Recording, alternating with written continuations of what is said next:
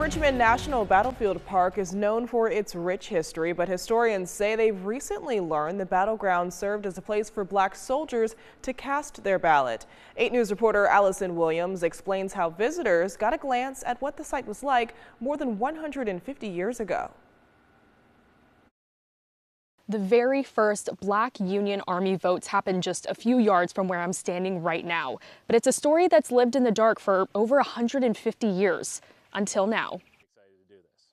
So by way of introduction, I'm Ranger Mike Gorman. I am the park historian here at Richmond National Battlefield Park. Park Ranger Mike Gorman takes pride in leading visitors through the history of the Richmond National Battlefield Park. Little did he know there was more history beyond the battles to uncover. We did not know this story until this year.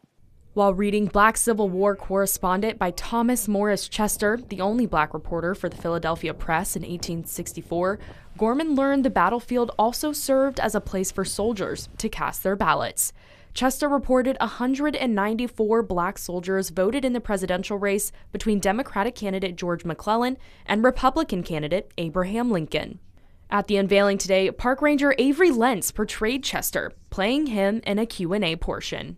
And he's really one of the only eyewitnesses of this event taking place. The biggest challenge actually was the voice, because obviously you don't know what he sounds like. Ranger Mike Gorman read Chester's book before, but he didn't realize the significance of this report until 6 months ago. Only later, as you put more pieces into the puzzle, you can start to see the shape of things. That's when the Rangers at Fort Harrison began pitching in, piecing the story together.